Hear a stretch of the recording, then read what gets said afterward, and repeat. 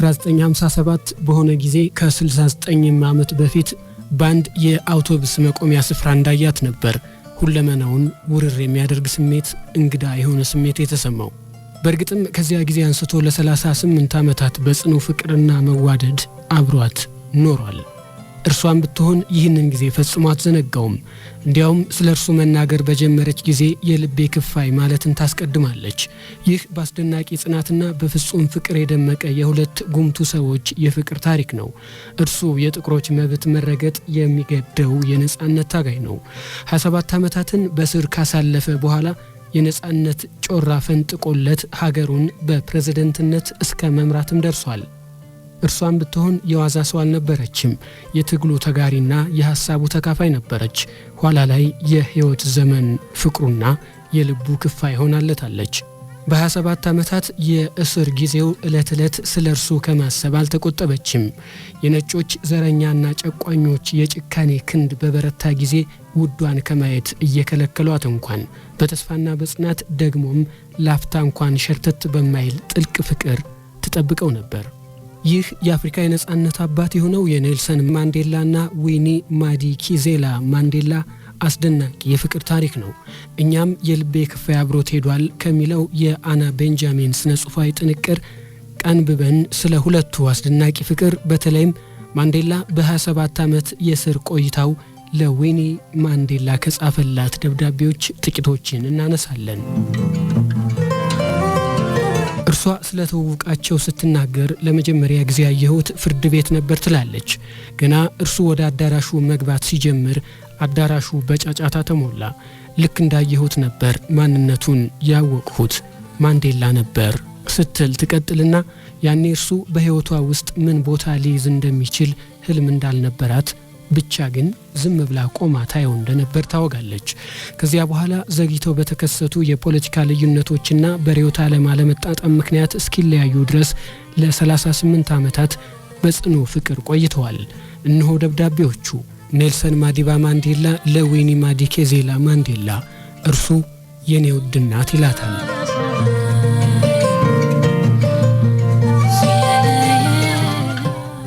የመጀመሪያው ደብዳቤ እንዲህ ይላል። ኔልሰን ማንዴላ ለዊኒ የጻፈው ደብዳቤ። ውዷ የኔ እናት፣ የተውሽልኝ ፎቶግራፎች እንደተለመደው አታላይ የሆኑ ግን አጽናኝ ስሜት ፈጥረውልኛል። እኔ ልክ በነጻነት በቤተሰቤና በምወዳቸው ጓደኞቼ ተከብቤ ያለሁ ነው ይመስለኝ። በተደጋጋሚ እነዚህን ፎቶግራፎች ለረጅም ጊዜ ስመለከት በእያንዳንዱ እይታ ልክ በስር ያሳለፍኳቸው 20 ዓመታት ገና ያልተጀመሩ ይመስል በጣም አስደሳች ስሜት ይሰማኛል። በማጠቃለያ ላይ መናገር ያለብኝ ባለፈው የመጣሽ ጊዜ በአዲሱ ልብስሽ በጣም ውብ ነበርሽ። ስመለከትሽ ሁለት ልጆቻችን ዜኒና ዜንዲዚን አሳድገሽ ቅንጣት ታህል ወጣትነትሽንም ሆነ ቁንጅናሽን ምንም አላጣሽም። እወድሻለሁ። ያንቺው ማዲባ።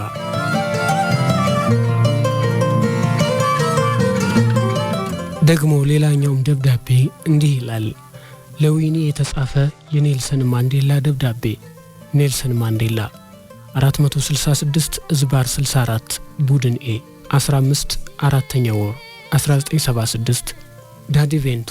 ለካቲት 25 አጥቢያ በህልሜ ወደ ቤት ቁጥር 8115 መጥቼ ስመለከት ቤቱ በሰው ጥቅጥቅ ብሎ ሞልቷል። ከወገባቸው በላይ ራቁታቸውን የሆኑ ልጃገረዶች ባህላዊ ዳንስ የሚደንሱ ይመስለኛል። በዚህ ባንክ ላይ የኔ መምጣት ድንገተኛ ይሆንባቸዋል። ግማሾቹ በሞቀ ደስታ ሲቀበሉኝ፣ ግማሾቹ አፍረው ከአካባቢው ይሰወራሉ። የመኝታ ቤታቸውም ሙሉውን ሰው ብቻ ነው። ከነሱ መሃልም የኛ ዘመዶችና የቅርብ ጓደኞቻችን ይገኙበታል። አንቺ በረፍት ላይ ስትሆኚ አጠገብሽ ክጋቶ አብሮ አለ። ክጋቶ በጣም ትንሽ ሆኖ ፊቱን ወደ ግድግዳው አዙሮ ተኝቷል።